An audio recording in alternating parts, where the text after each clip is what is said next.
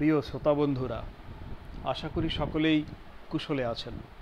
রহস্য গল্প সিরিজ চ্যানেলে আজ থেকে শোনাব নতুন গল্প, আর্থার কোনান ডয়েলের রচনা থেকে সংকলিত উস্টেরিয়া লজে হত্যাকাণ্ড। গার্সিয়া নামে এক স্পেনীয় যুবকের হত্যাকাণ্ড দিয়ে গল্পের সূচনা। গল্পটি ডক্টর ওয়াটসনের জবানিতে বিবৃত হবে। রহস্যের ঘনঘটা থাকবে গল্পের প্রতিটি ছত্রে।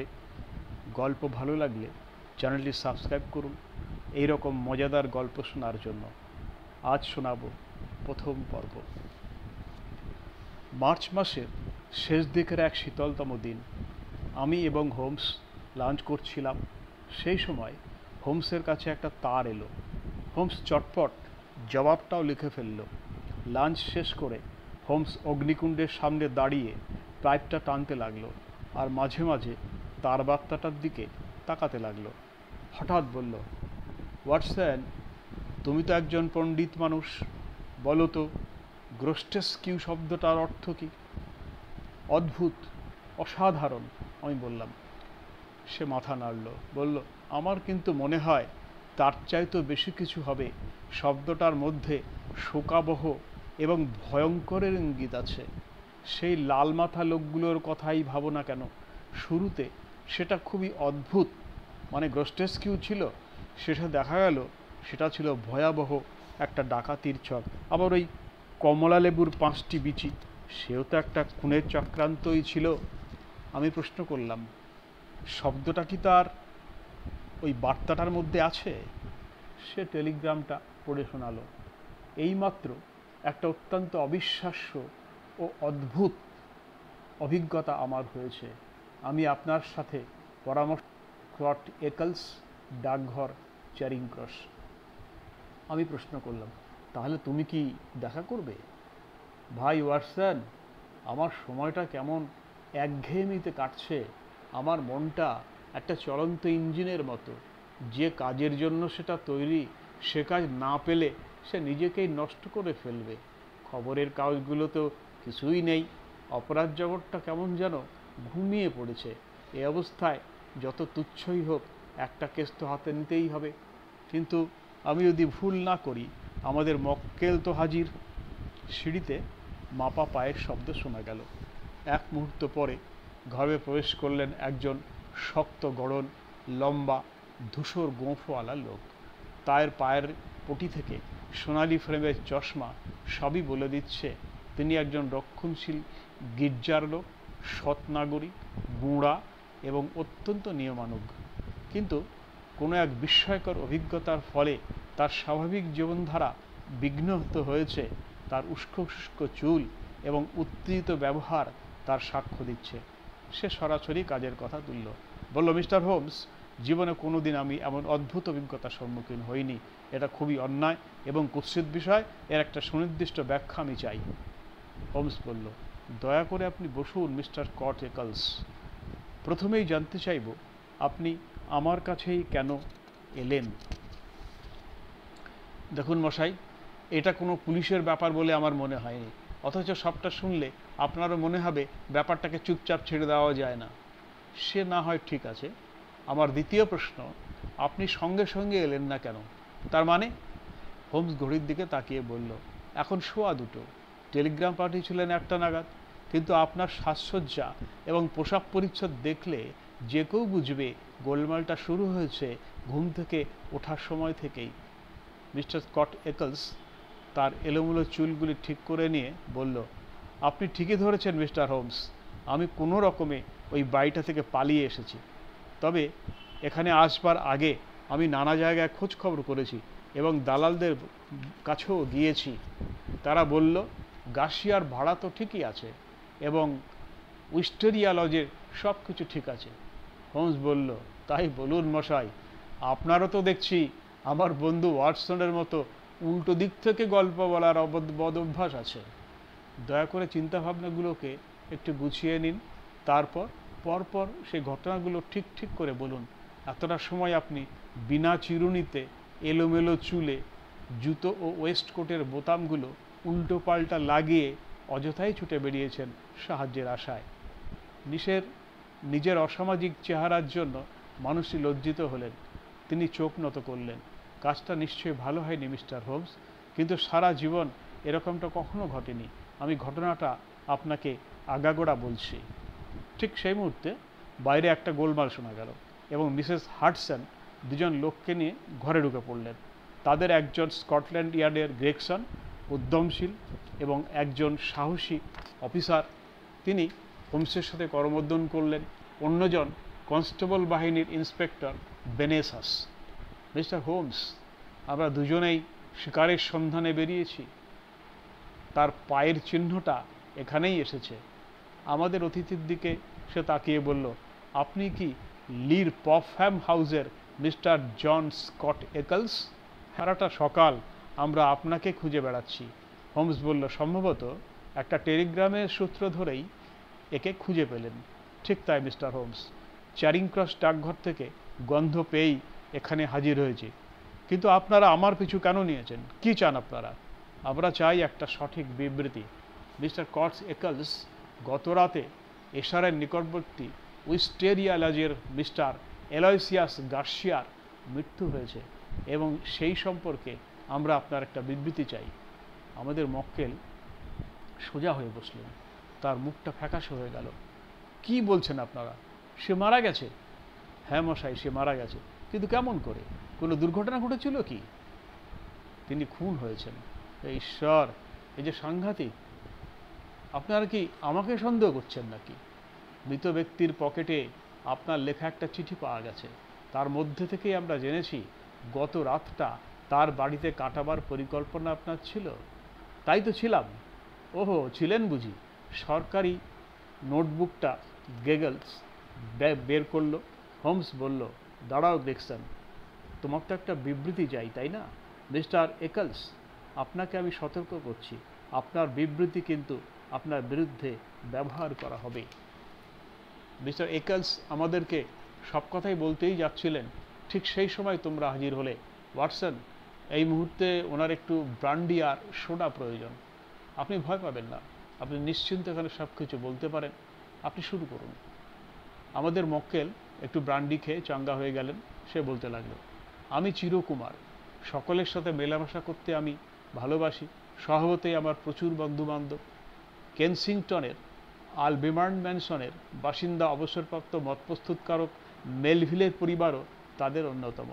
কয়েক সপ্তাহ আগে তার বাড়িতে আমার গার্সিয়া নামক এক যুবকের সঙ্গে আলাপ হয়।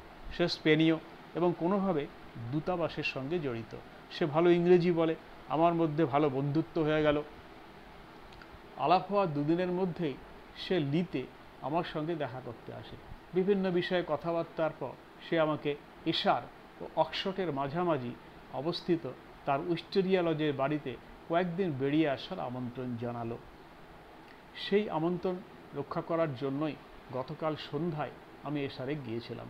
গাড়ি চালিয়ে সেখানে গেলাম। জায়গাটা এশার থেকে দক্ষিণ দিকে প্রায় 2 মাইল। মাঝারি আকারের বাড়ি। রাস্তার দিকটা পিছন ঘোরানো। দুপাশে উঁচু সবুজ গাছপালার মধ্যে দিয়ে পথটা ভিতরে চলে গেছে। বাড়িটা অনেক পুরানো, জীর্ণ অবস্থায় আছে। দরজার কাছে পৌঁছে মনে হলো এতটা অল্প আলাপে লোকটির বাড়িতে আমার আসাটা বুদ্ধিমানের কাজ হয়নি। সে দরজা খুলে আমায় অভ্যর্থনা জানালো। বাড়িতে জনপ্রাণী বলতে সে নিজে এবং 2 জন বিশ্বস্ত চাকর। মনিবের সব কাজকর্মই তারাই করে দেয়। সে আমাকে একজন চাকরের জিম্মায় ছেড়ে দিল। চাকরটি আমার ব্যাগটি হাতে নিয়ে আমায় শোবার ঘর পর্যন্ত নিয়ে গেল। দুজনে একসঙ্গে খেতে বসলাম। বন্ধুটি খোশ মেজাজে থাকবার চেষ্টা করে যাচ্ছিল, কারণ মনে হলো তার মনটা অনবরত এদিক ওদিক সরে যাচ্ছে। তার কথাবার্তাও অস্পষ্ট ছিল। সে ক্রমাগত খাবার টেবিলের উপর অধৈর্যভাবে আঁচড় কাটছিল। আমার অস্বস্তি হতে লাগলো।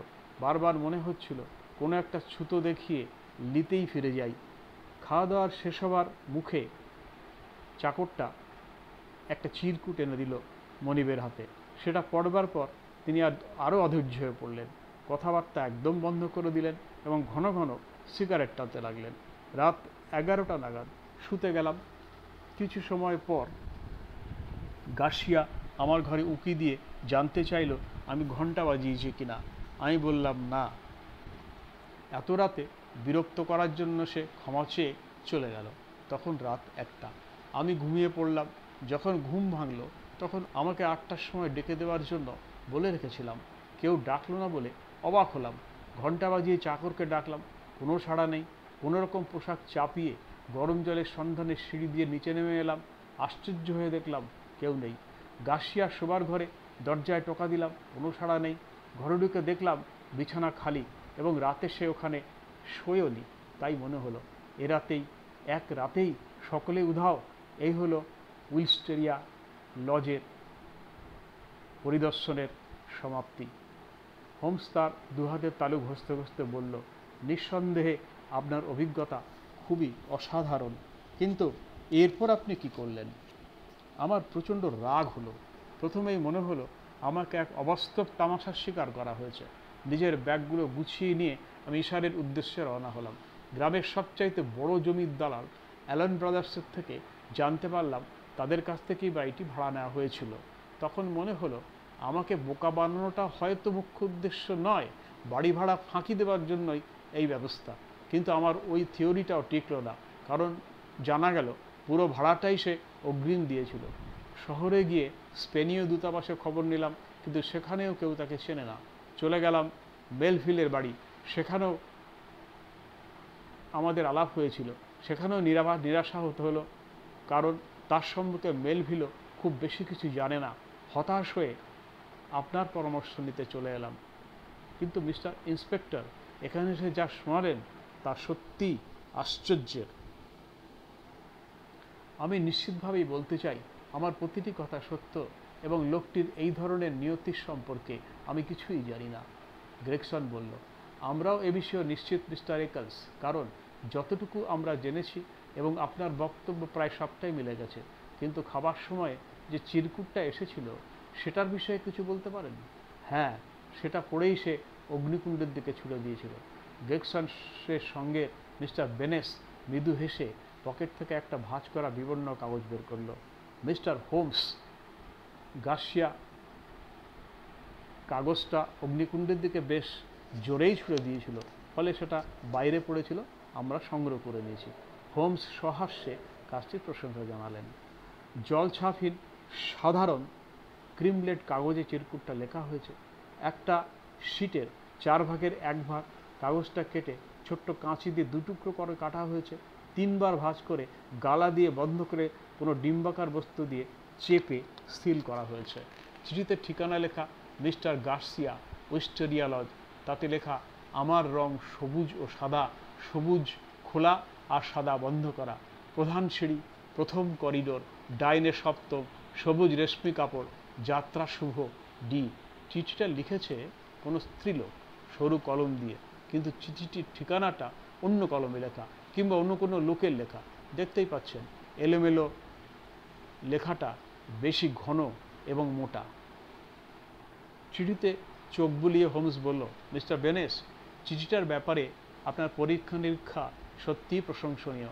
ডিম্বাকার সিলটি সম্ভবত সাদা জামার আস্তিনের বোতাম। কাঁচিটা বাঁকানো নখ কাটা কাঁচি। কাগজের টুকরো দুটো একইভাবে সামান্য বাঁকাভাবে কাটা হয়েছে। বেনেস মুখ টিপে হাসল, বলল, আমি ভেবেছিলাম এর থেকে সব রস আমি নিংড়ে নিয়েছি, কিন্তু দেখছি আরও বাকি ছিল। এসব কথাবার্তা যখন চলছিল, মিস্টার একলস চেয়ারে অধৈর্যভাবে নড়াচড়া করছিলেন।